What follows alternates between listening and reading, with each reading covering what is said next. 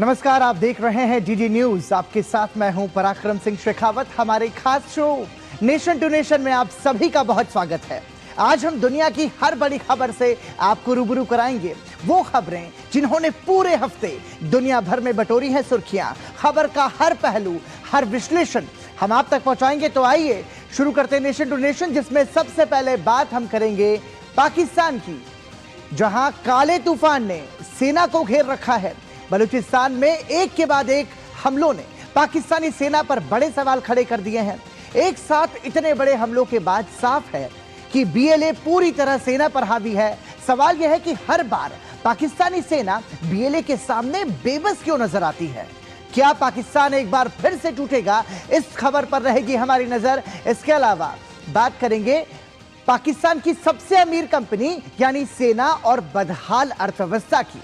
एक तरफ पाकिस्तान की आर्थिक हालात हर दिन और बदतर हो रहे हैं, तो दूसरी तरफ सेना का कारोबार रिकॉर्ड तोड़ रहा है। कैसे पाकिस्तानी सेना अपना खजाना और भर रही है, इसे भी हम विस्तार से आपको बताएंगे। साथ ही बात करेंगे ईरान की भी, जहां सबकी नजरें ओमान में होने वाली वार्ता के दूसरे दौर पर होगी।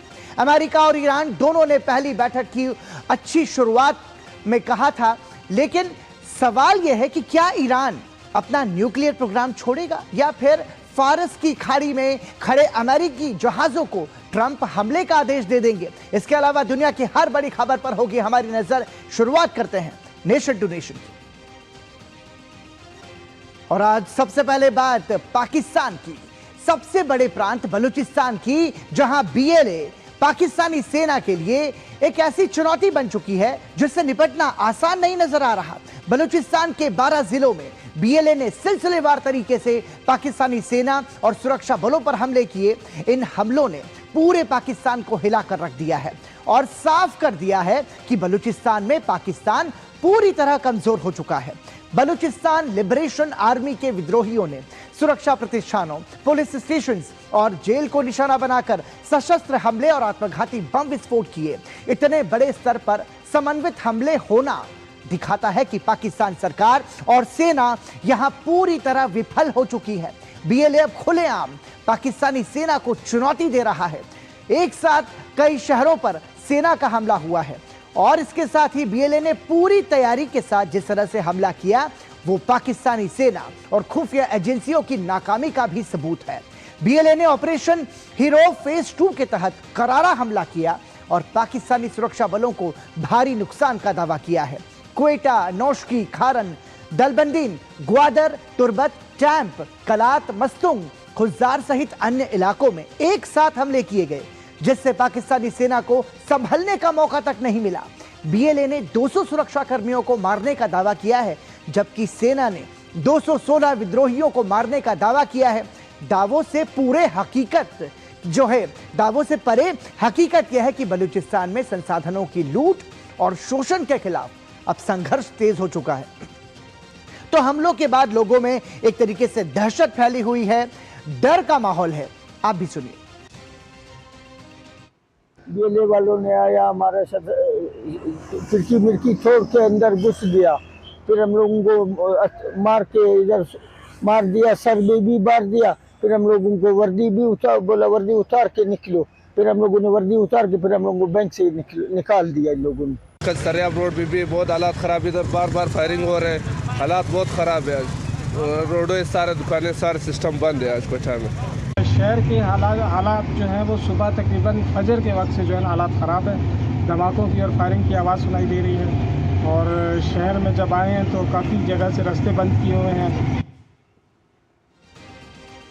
तो ऑपरेशन हॉरफ 2 से पाकिस्तान में दहशत का माहौल है और आपको बता दें कि यह पहली बार नहीं है। इससे पहले भी बलूचों ने कई बार पाकिस्तान के खिलाफ आवाज उठाई है। आपको बता दें कि जो पहला आंदोलन हुआ था, वो पहला आंदोलन 1948 से 1950 तक खान ऑफ कलात मीर अहमद यार खान द्वारा दबाव में आकर किया गया था। तो 1948 से 1950 को पहला, दूसरा जो आंदोलन था वो 1958 से 1960 के बीच किया गया था, तीसरा 1962 से 63 और चौथा 1973 से 77। आपको बता दें कि पाकिस्तान के साथ विलय के दस्तावेज पर हस्ताक्षर करने के विरोध में उनके भाई प्रिंस अब्दुल करीम खान ने एक तरीके से जो है बगावत की थी, और इस बगावत का नतीजा ये था कि वो जो आंदोलन थे वो लगातार होते रहे। तो ये सिलसिलेवार तरीके से आपको बता रहे हैं। 5वां हमला 2005 से 2009 के बीच में हुआ, आज़ादी के लिए आंदोलन किया गया।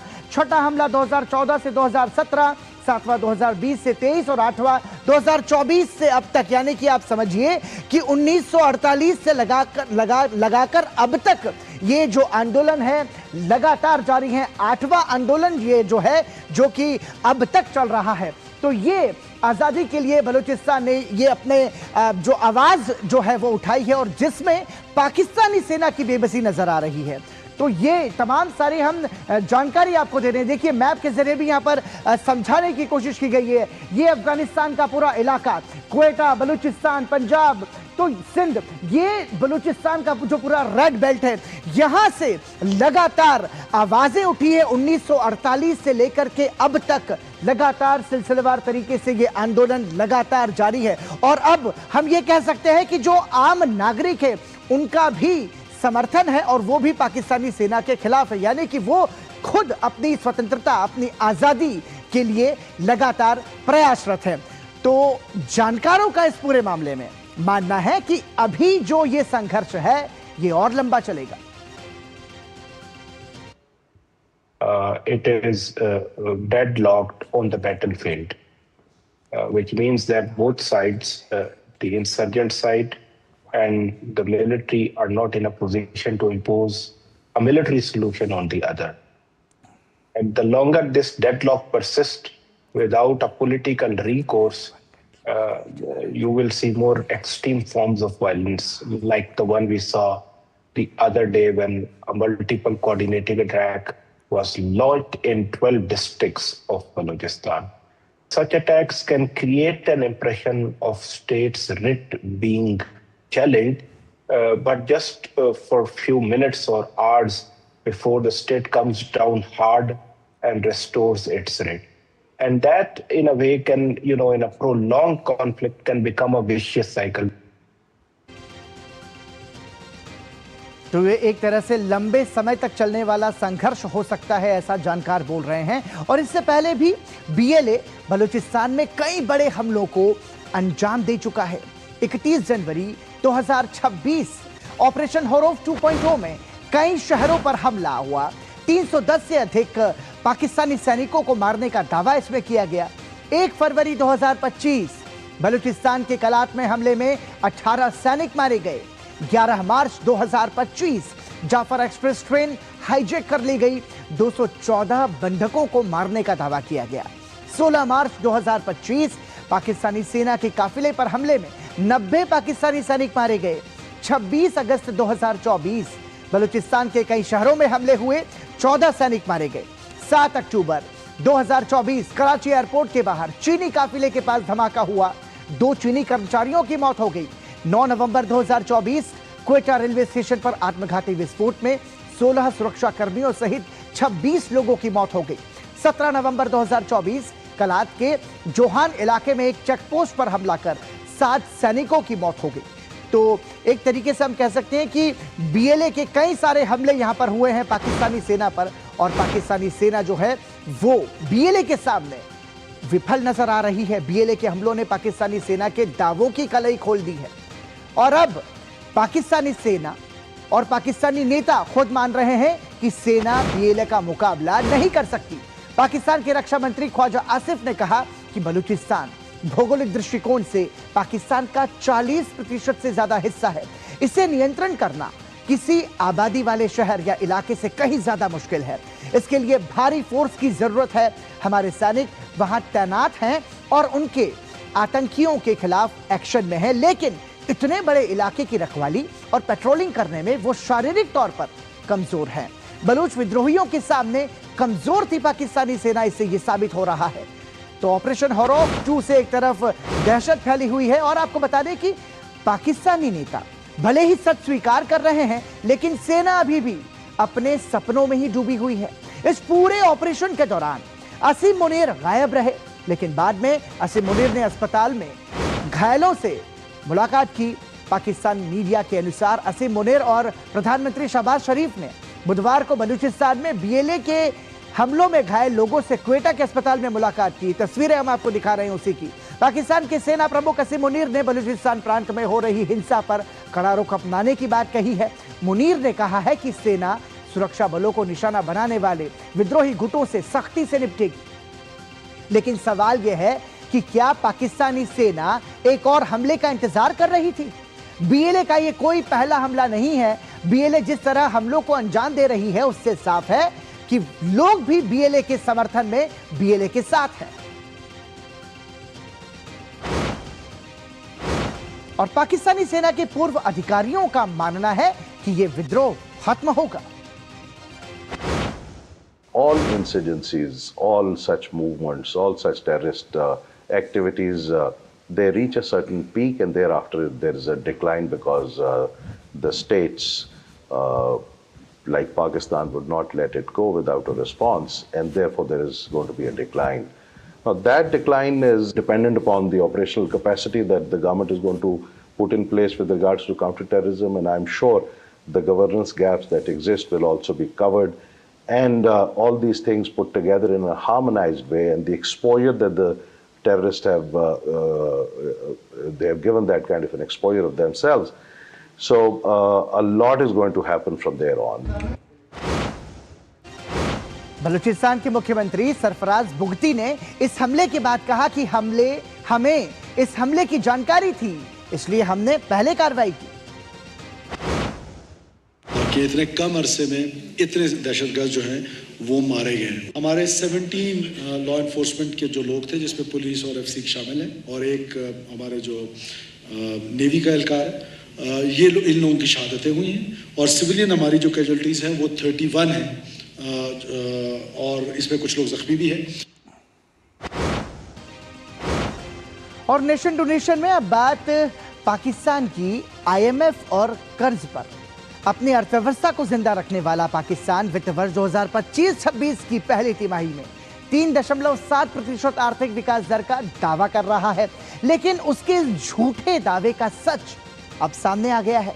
पाकिस्तान दुनिया और IMF को झांसा देने के लिए आंकड़ों में हेरफेर का खेल खेल रहा है, लेकिन पाकिस्तान में एक ऐसी कंपनी है जिसका कारोबार दिन दुना और रात चौगुना रफ्तार से बढ़ रहा है। यह है पाकिस्तानी सेना। देश की अर्थव्यवस्था भले ही कितनी भी गिरे, पाकिस्तानी सेना का कारोबार तेजी से बढ़ रहा है। Think tank economic policy and business development का कहना है कि पाकिस्तान जिस विकास दर का दावा कर रहा है वो आंकड़ों के हेरफेर का नतीजा है, न कि उत्पादक क्षमता में वास्तविक सुधार का। EPBD ने इन आंकड़ों को आर्थिक सुधार का भ्रम पैदा करने की कोशिश बताया, यानी कि पाकिस्तान ने आंकड़ों के साथ हेरफेर करके अपनी अर्थव्यवस्था की छवि को सुंदर बताने की कोशिश की है। Economic policy and business development के अनुसार पाकिस्तान आर्थिक सुधार का भ्रम पैदा करने की कोशिश कर रहा है। पाकिस्तान का 3.7% विकास दर का दावा तथ्यों से परे है। उत्पादन या निर्यात में बढ़ोतरी नहीं हुई है। बिजली गैस आपूर्ति में 25% वृद्धि दर्ज की गई, लेकिन ये उत्पादन बढ़ने से नहीं बल्कि सब्सिडी के 20 अरब पाकिस्तानी रुपये से बढ़कर 118 अरब पाकिस्तानी रुपये हो जाने के कारण है। निर्माण क्षेत्र में 21% की वृद्धि का दावा भी संदिग्ध बताया गया है, क्योंकि इस अवधि में सीमेंट उत्पादन केवल 15% बढ़ा। पहली तिमाही के दौरान खाद्य निर्यात में 25.8% की भारी गिरावट आई, जबकि खाद्य आयात 18.8% बढ़ गया।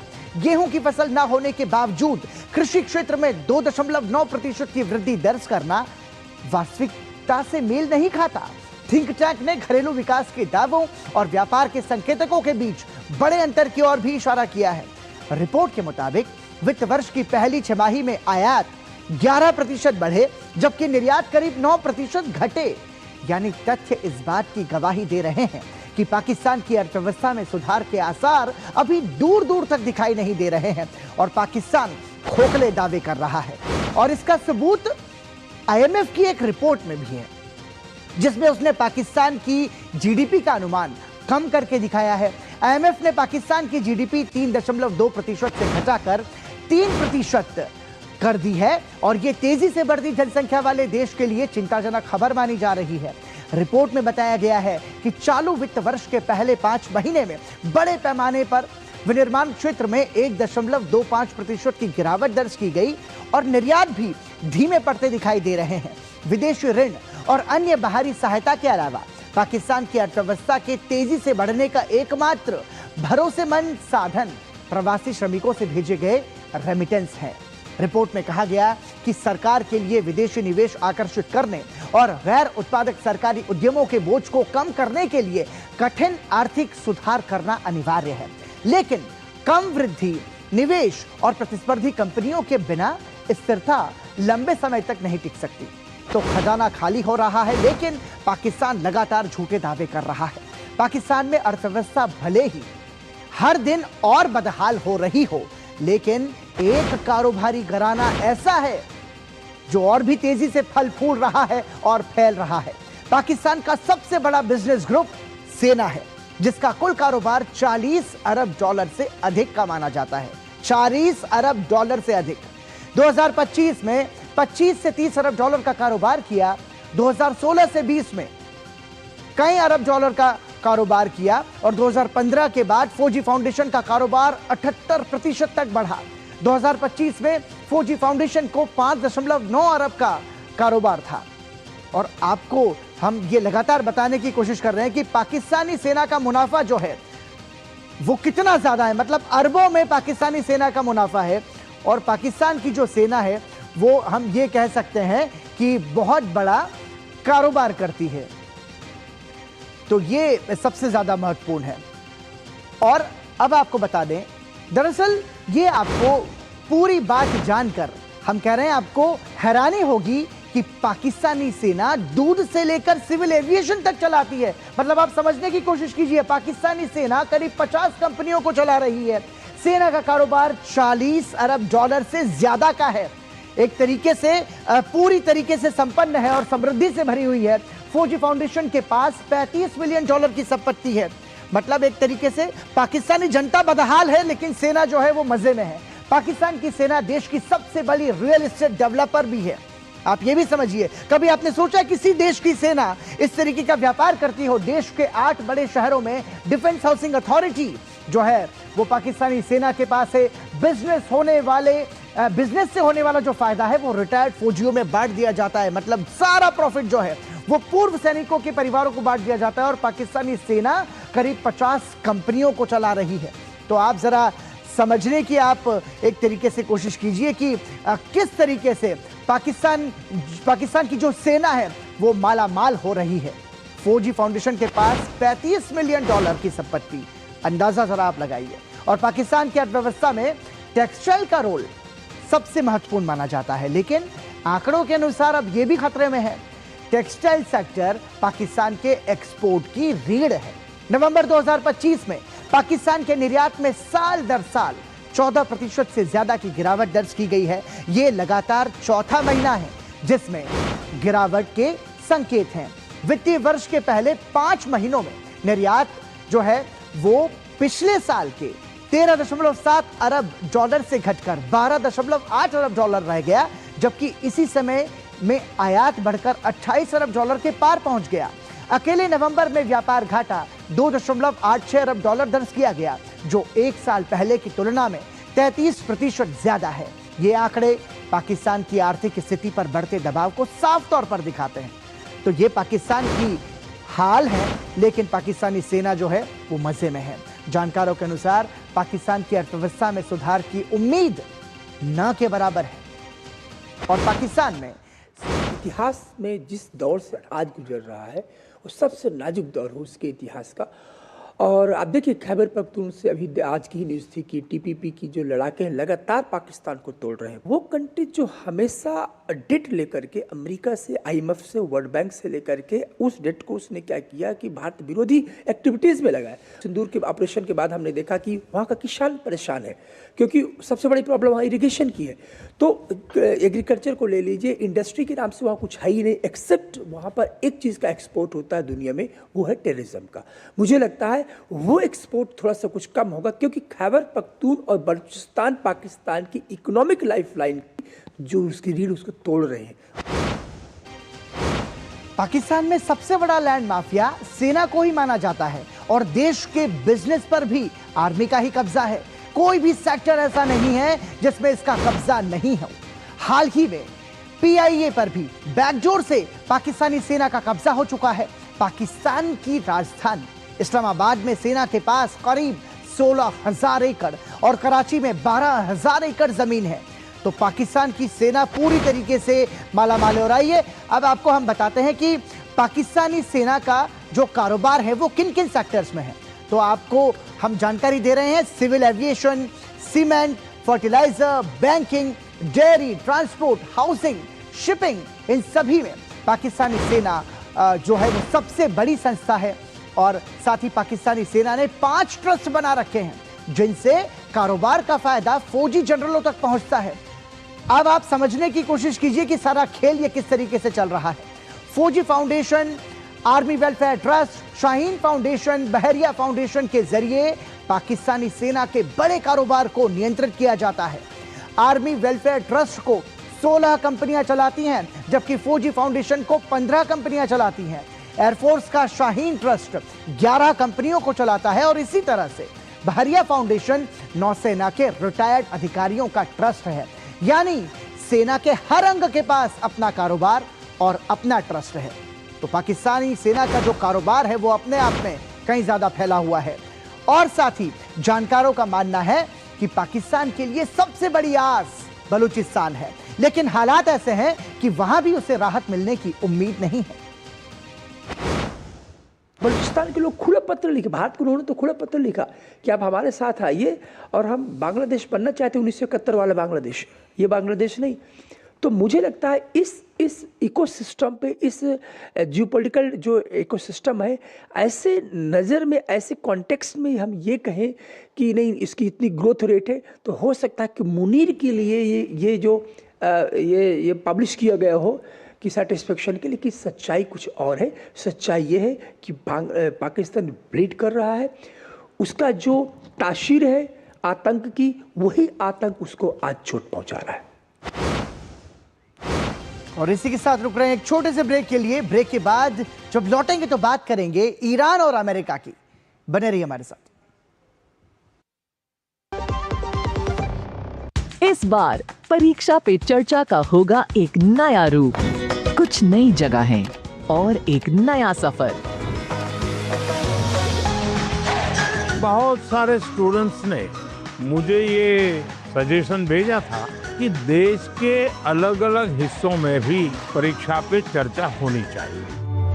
जिसका अपने आप पर विश्वास है उसको कभी डर नहीं लगता। पहले तो मुझे खुद पे आंखों पे भरोसा ही नहीं हो रहा था कि PM सर हमारे सामने है। तो आपके मन में भी कुछ सवाल आते होंगे, कौन शुरू करेगा? क्या आपको है आकर्षक बचत विकल्पों की तलाश? LIC प्रस्तुत करता है नवजीवन श्री सिंगल प्रीमियम प्लान। एक मुश्त प्रीमियम राशि जमा करें, जीवन बीमा कवर का आनंद उठाएं, परिपक्वता पर गारंटीकृत निश्चित राशि प्राप्त करें, तरलता विकल्प भी उपलब्ध। अभी खरीदें। मौजूदा पॉलिसी धारकों के लिए आकर्षक छूट, नियम और शर्तें लागू। मेरी पसंद, मेरी पसंद, मेरी पसंद, मेरी पसंद, हमारी पसंद, हम सबकी पसंद। मजबूत देश का मजबूत सरिया हो गया steel. Message message message. Dear investor, एक एक्सपर्ट स्टॉक टिप खास आपके लिए। ये ऐप डाउनलोड करो और पैसे डबल करो। एक्सपर्ट जी, बदमाश का बाप हूँ मैं। ऐप डाउनलोड करने से पहले मैं आपका पूरा रिपोर्ट कार्ड निकालूंगा। मैं मूर्ख नहीं हूँ। डिस्टेंस। UPI कहता है अगर कोई ऐसी सलाह दे तो पहले एडवाइजर की पूरी जांच कर ले और कहे मैं मूर्ख नहीं।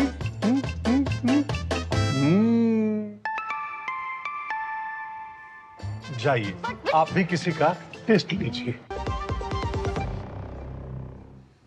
और आइए अब बात ईरान और अमेरिका की करते हैं। ईरान और अमेरिका के बीच तनाव चरम पर है। एक तरफ अमेरिकी जंगी बेड़ा ईरान के पास तैनात है, तो दूसरी तरफ ओमान में दोनों देश वार्ता की मेज पर हैं। ये बातचीत ईरान के परमाणु कार्यक्रम पर चर्चा के साथ शुरू हुई। पहली बार अमेरिका ने अपने शीर्ष सैन्य कमांडर को भी इसमें शामिल किया। ओमान की राजधानी मस्कट में वार्ता के दौरान अमेरिकी सेंट्रल कमांड के प्रमुख नौसेना एडमिरल ब्रैड कूपर की मौजूदगी इस बात का संकेत है कि अमेरिका ईरान को कोई मौका नहीं देना चाहता। बैठक के बाद अमेरिकी राष्ट्रपति डोनाल्ड ट्रंप ने कहा कि ईरान पर बहुत अच्छी बातचीत हुई है और अगले सप्ताह फिर वार्ता होगी, लेकिन उन्होंने चेतावनी दी कि यदि परमाणु समझौता नहीं हुआ तो परिणाम बेहद गंभीर होंगे। और अमेरिकी राष्ट्रपति ने क्या कहा, आप भी सुनिए।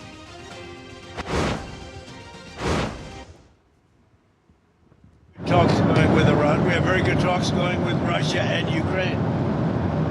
We're doing a lot of good talking, and I think we had the results today were with Iran. It was a meeting. We're going to meet again early next week, and they want to make a deal. Iran, as they should want to make a deal. You know the consequences if they don't make a deal. The consequences are very steep. ऐसे में सवाल ये उठता है कि आखिर America चाहता क्या है। तो आपको बता दें कि यूरेनियम जो एनरिचमेंट पर पूर्ण प्रतिबंध चाहता है, पहले से संवर्धित यूरेनियम को हटाना चाहता है। ये दरअसल अमेरिका चाहता है लंबी दूरी की जो मिसाइलों की संख्या है उसको सीमित करना चाहता है। मतलब अमेरिका चाहता है कि ज्यादा हथियार जो है वो उसके पास ना रहें। क्षेत्रीय प्रॉक्सी बलों को मदद देना बंद करने की बात भी अमेरिका यहां पर कह रहा है और यूरेनियम एनरिचमेंट पर पूर्ण प्रतिबंध की बात यहां पर अमेरिका कर रहा है। मतलब एक तरीके से अमेरिका नियंत्रण करना चाहता है। पहले से संवर्धित यूरेनियम को हटाने की भी बात अमेरिका यहां पर कहता हुआ नजर आ रहा है। तो ये सारी जो तमाम सारी चीजें हैं, दरअसल अमेरिका की ये जो कोशिश है वो कोशिश यही है कि हम अपने नियंत्रण में रखें और क्षेत्रीय प्रॉक्सी बलों को मदद देने की बात वहां पर कर रहा है। यूरेनियम एनरिचमेंट पर पूर्ण प्रतिबंध की बात वहां पर अमेरिका कर रहा है। कुल मिलाकर के ये चाहता है अमेरिका कि वो अपने नियंत्रण में उसे रख सके। जानकारों का मानना है कि मिसाइल प्रोग्राम ईरान की रेड लाइन है और इस पर वो नहीं झुकेगा। Negotiating the missile program is a red line.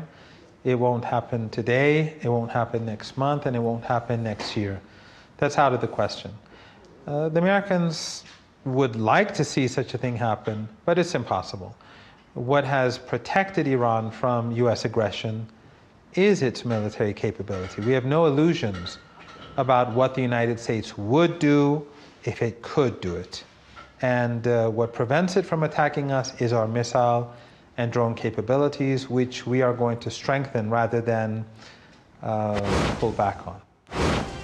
Oman में बैठक को ईरान ने भी अच्छी शुरुआत बताया है। विदेश मंत्री अब्बास अरागची ने कहा कि अच्छी शुरुआत थी, लेकिन सबसे पहले हमें अविश्वास के इस माहौल को खत्म करना होगा।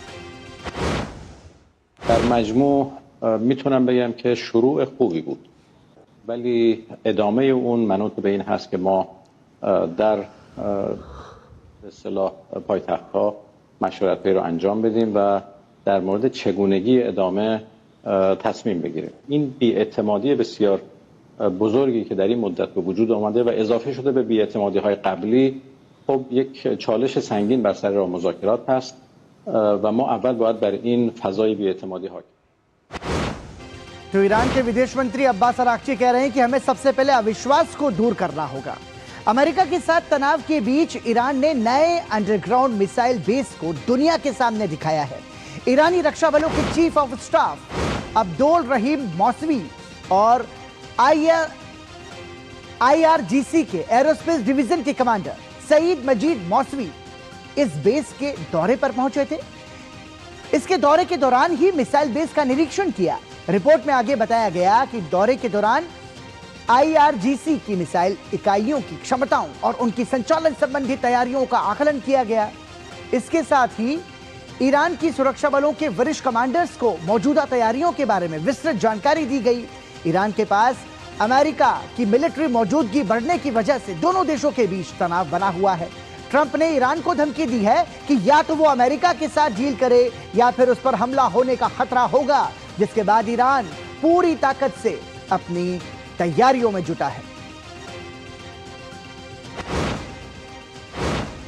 और इसी के साथ नेशन टू नेशन में आज के लिए इतना ही। हमें और हमारी पूरी टीम को दीजिए अनुमति। नमस्कार।